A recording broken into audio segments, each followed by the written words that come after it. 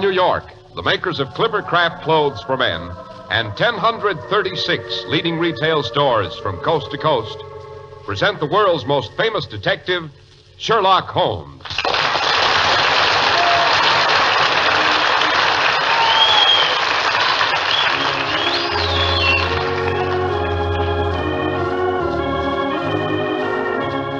Our stories are based upon the character of Sherlock Holmes, created by Sir Arthur Conan Doyle. Sherlock Holmes is portrayed by John Stanley, Dr. Watson by Alfred Shirley, and the dramatizations are by Edith Miser. Well, here we are again in Dr. Watson's study. We find him seated in the large armchair in front of a crackling fire. Good evening, Mr. Harris. Good evening, Dr. Watson. Now, don't get up. You look very comfortable right where you are. And from the redness of your cheeks, I'd say you've had a good day off in the country somewhere. Oh, that's where you're wrong, Mr. Harris. I've been doing museums most of the day, and it's very tiring work, especially with two small boys in tow. I should think so. But where did you collect the kindergarten, Doctor? Oh, it was a brace of nephews of mine. I was helping along with their education, you know. It's a custom in my family that the uncles must take the nephews museum visiting once a year. I remember as a boy being dragged through miles of art galleries. But, Doctor, weren't you ever taken to the British Museum? Oh, yes, and to Madame Tussauds. But the Tower of London was my favorite. The uncle who took me there was quite a fancier of precious stones. He explained the history of every jewel in the Crown's collection. That must have been an education in itself. They say every famous gem leaves a trail of bloodshed and high adventure across the pages of history. And, by the way, isn't your story tonight about a famous jewel? Oh, yes, that is what reminded me so strongly of my boyhood visits to the Tower. The famous Mazarin stone I'm going to tell you about had a history that would make your hair curl. Dear me, I little did I think when I saw it as a boy that I would ever hold that great yellow beauty in my own hands. Great Scott, and did you, Doctor? Before I tell you that, Mr. Harris, suppose I give you a few moments to say a few words about our sponsor's most estimable product. Thank you, Dr. Watson. As you put it, sir, it is indeed an estimable product. So esteemed, may I say, that beginning in 1948, over 1,000 leading stores from coast to coast are Clippercraft dealers. To be exact, there are 1,036 such distinguished establishments. Those leading stores across the country are, of course, the key to the amazing values so unique to Clippercraft clothes. The 1,036 leading stores are part of the famous Clippercraft plan. In this plan, their buying power is concentrated to effect tremendous savings in manufacturing and distribution costs. Savings which are all yours. That's why truly fine Clippercraft suits are only $40 and $45. Why Clippercraft top coats and overcoats are only $40, and sport jackets only $26.50. Clippercraft values are truly out of this world. Compare them with clothes selling for many dollars more.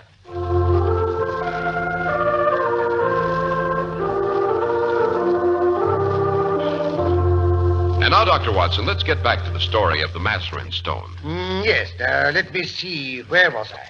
Oh, yes, I'd been married some years and had resumed my practice when one snowy winter afternoon, one of my calls took me in the neighborhood of Baker Street. I couldn't resist the temptation to drop in and find out for myself what my colleague Sherlock Holmes was up to. As I stood there in the falling snow waiting for someone to answer the bell, I glanced up at the window of his study, and there I saw the thin nose and saturnine features of the great detective. He was apparently deeply engrossed in a book. Presently the door was opened, and there stood Mrs. Hudson.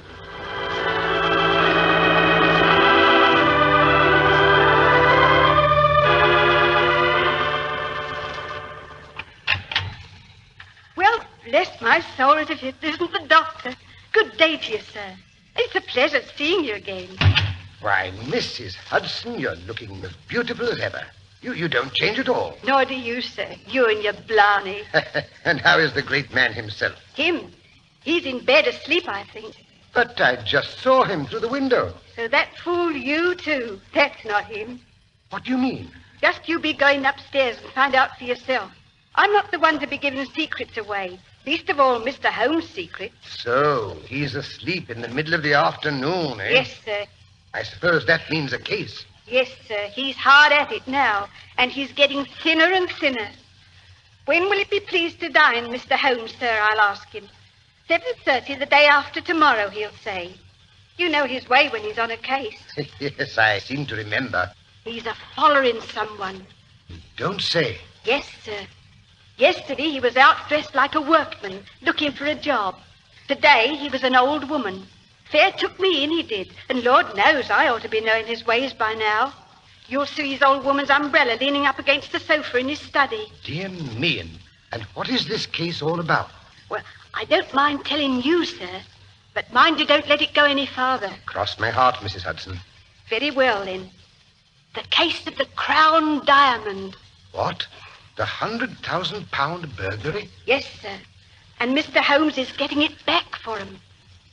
Why, would you believe it? Yesterday we had the Prime Minister and the Home Secretary sitting on Mr. Holmes' sofa, both at the same time. Oh, I hope it stood up under the strain. And how did Holmes behave to such famous persons on his couch? Him? He was very nice to them and put them right at their ease. Oh, indeed. Yes, sir. Then there was old Lord Cantamia. Oh, you know what that means. Yes. He's a stiff'un, if I do say so. I can get along with the Prime Minister, and I've nothing against the Home Secretary. He seems an obliging sort of man with a civil tongue in his head. But I can't abide his lordship. Oh, poor fellow. Yes, sir, and neither can Mr. Holmes. You see, he don't believe in Mr. Holmes, and he's against employing him. He'd rather he failed. Does Holmes know that, do you think? Mr. Holmes knows whatever there is to know. Oh, absolutely.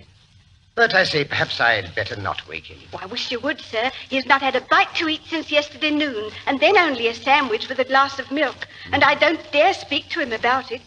You know what he's like, sir, when he's busy on a case. Oh, quite. Well, suppose I go up and beard the lion in his den, eh?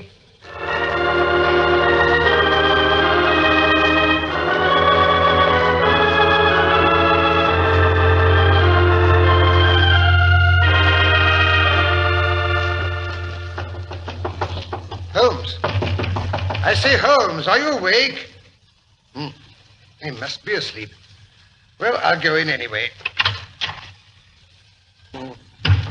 Same old place and the same old litter. Scientific charts, chemicals, violin, pipes, papers, all higgledy-piggledy. Oh, there's the old boy himself snoozing in the armchair in front of the window. I thought I saw him from the street. I just go over and tweak in the ear. Watson, come away from that window. What? Good gracious, Holmes, you gave me a start. Come away from that window if you value your life. Well, very well. But I say, Holmes, this is all very confusing. Here I see you sitting in your armchair, and suddenly you pop out of me from your bedroom door. Since when have you been twins? Yes, it is rather a startling likeness, isn't it? Likeness? Yes, it's a wax image of me. I'm expecting to get a bullet through its beautiful head at any moment. Would you mind drawing the blinds without exposing yourself? Oh, all right. It's better. Now I can come into the room. Yes, but why all this hocus-pocus? I'm being watched from a window across the street by a gentleman with an unpleasantly efficient air gun. Yes, Watson, you come at a critical moment. Yes, so I gather. How far am I justified in allowing you to share this danger with me, I wonder? Danger? What kind of danger? Sudden death. I'm expecting something this evening. Expecting what? To be murdered, Watson. Oh, you're joking. Even my limited sense of humor could produce a better joke than that.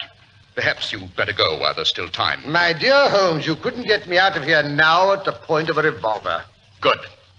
But sit down. May as well be comfortable in the meantime.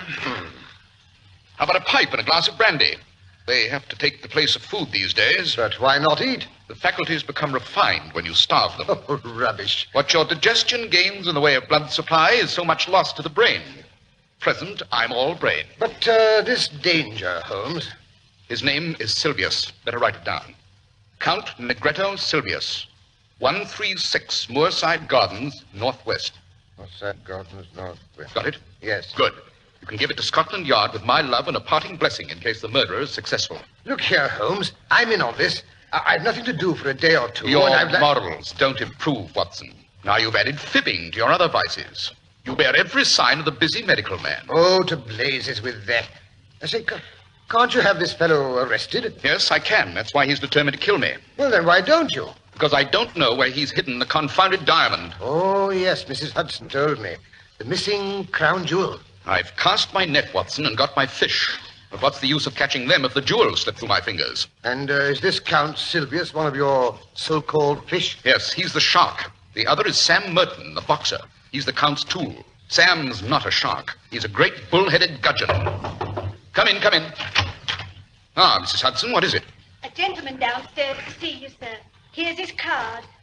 Count Negretto Silvius. Well, so the old shark is grasping the nettle, eh? That metaphor is a trifle mixed, Holmes. Show him up, Mrs. Hudson, when I ring. If I'm not in the room, show him up all the same. Yes. Man of nerve, Watson. Possibly you've heard of his reputation as a big game hunter. What a triumphant ending to his sporting record if he succeeds in adding me to his bag. This is proof that he feels my breath uncomfortably hot on his neck. Look here, why not send for the police? Not yet. Not quite yet. Take a glance out of the window, Watson, and see if anyone's hanging about. Yes, all right. There's one rough-looking fellow near the door. That will be Sam. Faithful but fatuous. I say, look here, Holmes, this is serious. I insist on staying with you. But you'll be in the way. In his way? No, in mine. Well, I'm not going to budge. Very well, we'll compromise. You shall stay in the bedroom within call in case I need you. Yes, but Holmes... Come along. It's essential that this room be empty when the Count enters it. He's come for his own purpose, but he may stay for mine.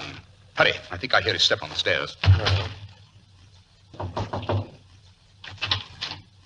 Oh, he's not in here, sir. But won't you step in? I'm sure he'll be back in a moment. Many thanks. And now you'll pardon me, sir. Certainly. So, this is his den, eh? His bottles and his papers and all the rest of his hocus pocus. Softly, Silvius, softly. There's the old vulture himself asleep in his chair. What luck, eh, Silvius? One tap from my gold-headed cane. Don't break it, Count. Don't break it. Holmes, you. Quite. I trust you weren't expecting someone else. I see you've been admiring my wax figure. Pretty little thing, isn't it? Tavernier made it. He's almost as good at waxworks as your friend Straubenzee is at air guns. Air guns? What do you mean? First, put your hat and stick on the side table. Thank you. Now, pray take a seat. Perhaps you'd like to put your revolver on the table, too. No? You prefer to sit on it? Very well. This visit is most opportune. I want a few minutes' chat with you. Good. I, too, wish to have some words with you. May I ask why all these personal attentions? Because you annoy me. You have put your creatures on my tracks. My creatures? I assure you no. Nonsense. I've had them followed. Now, two can play at that game, my friend. Yesterday, there was a sporting old gentleman. Today, it was an elderly woman. You flatter me, Count. Old Baron Dawson said the night before he was hanged that in my case, what the law had gained, the stage had lost. And now you praise my impersonations. Dear me. It was you.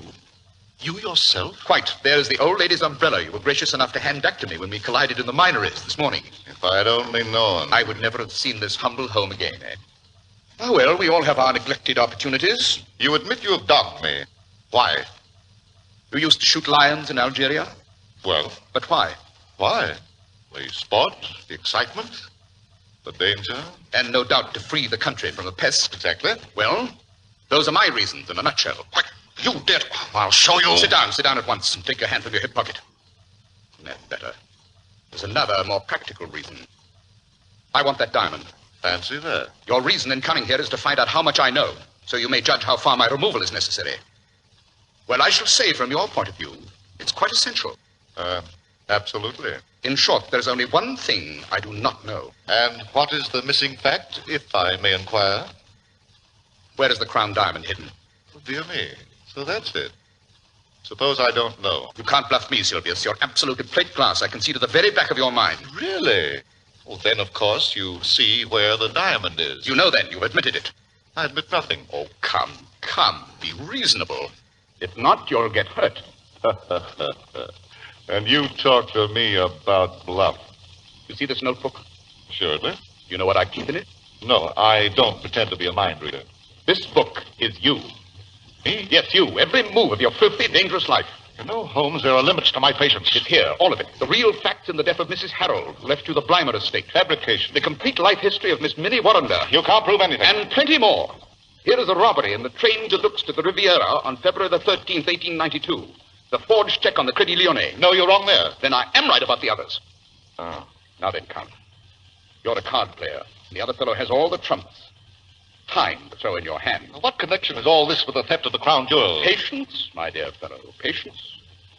I have the cabman who took you to Whitehall, the one who drove you away. I have the commissionaire who saw you near the case. That proves nothing. I have Ike Sanders. Ike? Yes, Ike Sanders, who refused to cut it up for you. Ike has peached. Ike. Oh, wait till I get my... That is the hand I play from. Only one card is missing. The ace of diamonds. You'll never get it. No? Consider, you're going to be locked up for 20 years, you and Sam, perhaps longer. What good will the diamond be to you then? None in the world. Now, we don't want you, and we don't want Sam. We want the diamond. Give it up, and as far as we're concerned, you're free if you behave yourself in the future. My commission is to get the stone, not you. And if I refuse? Then it will be you, and not the stone. I think it might be as well to have your friend Sam at this conference. He's waiting outside in the street. Suppose you tap on the window and motion him to come up. Oh, Mrs. Hudson will let him in. She's quite used to my receiving curious characters. Very well. He's coming. Now, what are you going to do? I have a shark and a gudgeon in my net. Now I'm drawing it. And up they come together. You will never die in your bed, Holmes. Does it matter very much? It's no use fingering your pistol, my friend. You wouldn't dare to use it, even if I gave you time to draw. Noisy things, revolvers. Better stick to air guns. But listen, isn't that the fairy footstep of your friend, Mr. Merton? Come in, Sam, come in. Rather dull waiting in the street, isn't it? What's up, Governor? It's all up, Sam. Put it in the nutshell. What's this code trying to do? Be funny? I'm not in a funny mood myself. No, I expect not. And I can promise you that you'll feel even less humorous as the evening progresses. Now, look here, Sylvius, I can't waste time. I'm going into that bedroom. I shall play on my violin for 5 minutes. At the end of that time, I shall return for your decision. Do we take you, or do we get the stone? Now, where did I put my violin? I said this. 5 minutes, remember.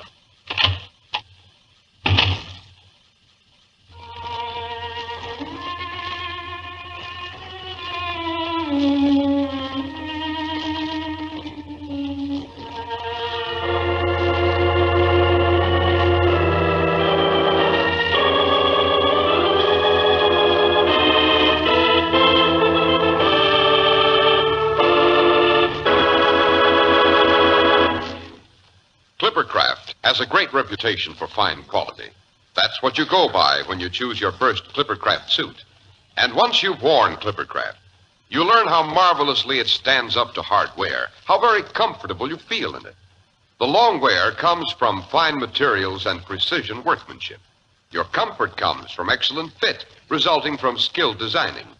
What will amaze you is how so much is possible for so very little.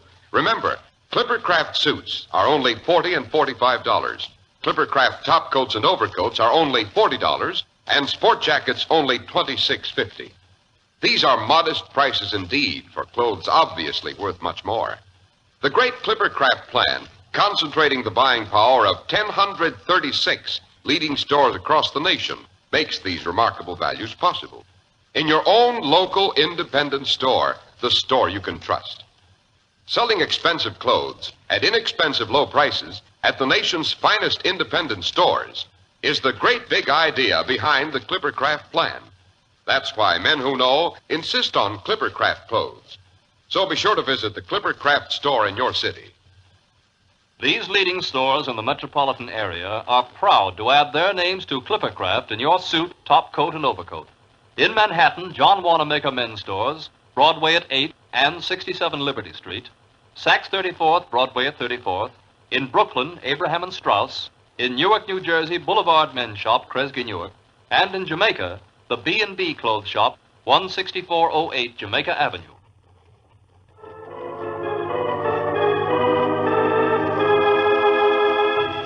Now let's return to 221B Baker Street, where Count Sylvius and his henchman Sam are discussing their dilemma, while Sherlock Holmes' violin can still be heard in the next room.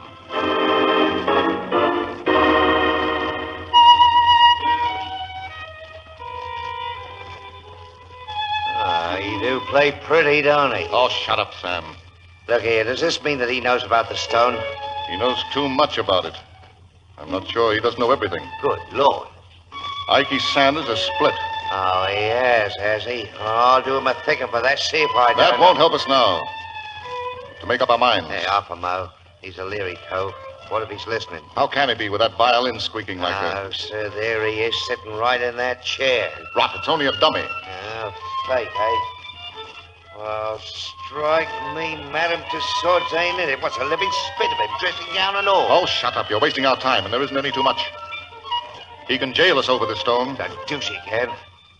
but he'll let us go if we tell him where the stone is. What? Give up 100,000 quid? It's one or the other. He's in there alone. Let's do him in. He's armed and ready. That's too noisy. He'll never get away. Besides, it's likely the police have whatever evidence he's collected. What was that? I'd have sworn I heard something move over there in the window. Something in the street, most likely. Oh, look here, Governor, you got the brains. If slugging's no good, it's up to you. Yes, I fooled better men than he. The stone is here in my secret pocket. I can get out of England tonight, cut it into 4 pieces in Amsterdam before Sunday. He knows nothing about Van Seda. But the false bottom ain't We ready. must chance it as it is. Not a moment to lose. As for Holmes, the fool won't arrest us if he can get the stone. We'll put him on the wrong track. And before he discovers it is wrong, it'll be in Holland. And we'll be out of the country. Sounds good to me. I wonder you dare carry it. Where would it be safer? Let's have a look at it. What's the idea, huh? What's up, Matty? You think I'm going to snatch it off you? Now, look here, mister. I'm getting fed up No with you. offense, Sam. We can't afford to quarrel. Now, here. Come over here to the window. Out of the line of that keyhole. Now, there. Hold it to the light. It is a beauty, no? Thank you, gentlemen. What? Holmes! Oh, I thought you said he was a dummy. Dear me, not very flattering of you, Count. You scoundrel, you thief. Temper. No violence, gentlemen, please. Consider the furniture. Police are waiting below. But how the deuce... There is a second door to my bedroom behind that window curtain. I thought the game was up when you heard me displace the dummy. I believe you're the devil himself. You flatter me. Ah, but here are our friends from Scotland Yard. Take them away, boys. Yes, sir. Yeah, but I say, how about the blooming fiddle? It's still playing. Quite right, Sam. Remarkable invention, the gramophone. Let it play. Turn on, then. All right, Come on, get moving. That's it.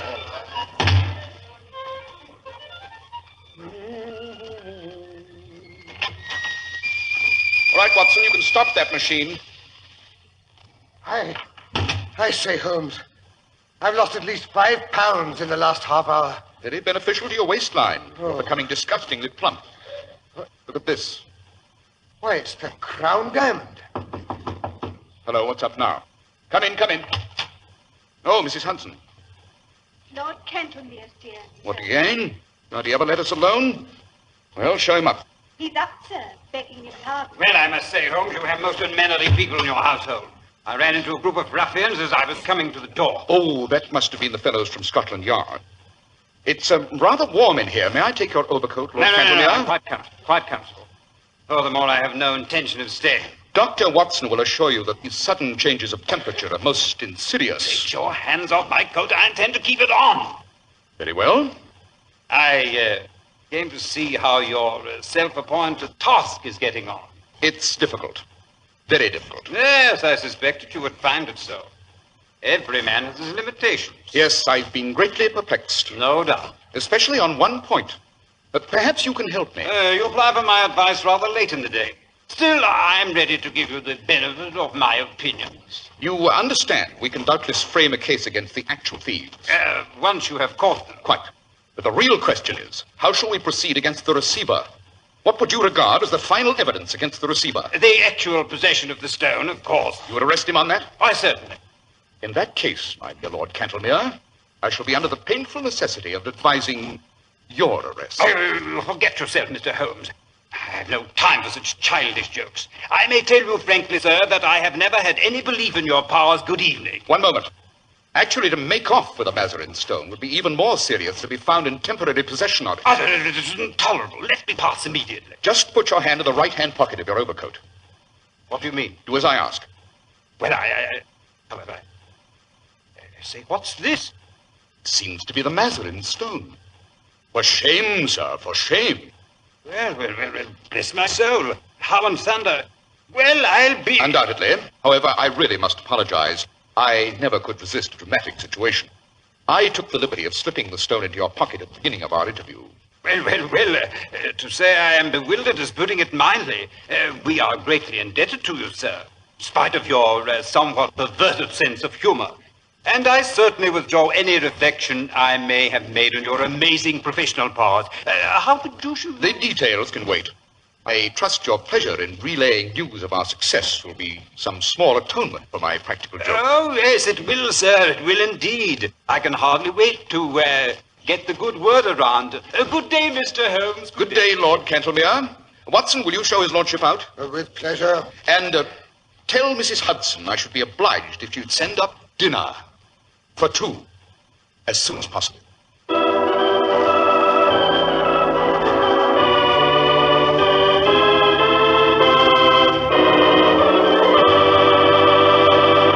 What an extraordinary story, Dr. Watson, and what a perfect climax. Yes, Mr. Harris. Holmes always had an eye for the dramatic. Which reminds me, next week's story... Did you say that next week's story is going to be particularly dramatic, Doctor? I didn't say it, Mr. Harris, because you interrupted me, but I was going to. Yes, next week I'm going to tell you how the 5-year-old racehorse Blazing Star suddenly dropped dead of old age, and how my youthful prowess in the game of rugby saved Holmes and myself from a diabolical plot of our arch-enemy, Professor Moriarty.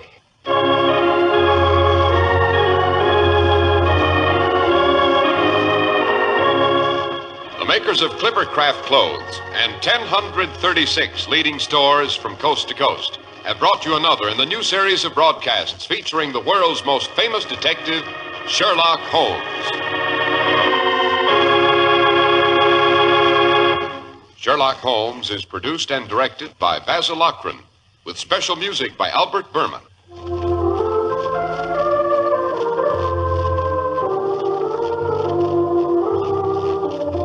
If you don't know your Clippercraft dealer, write Clippercraft, 200 Fifth Avenue, New York City.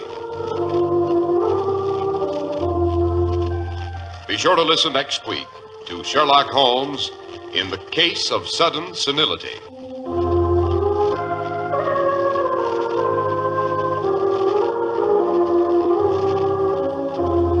If you'd like to attend the Sherlock Holmes broadcasts in New York, see your local Clippercraft dealer, and he'll tell you how to obtain your tickets.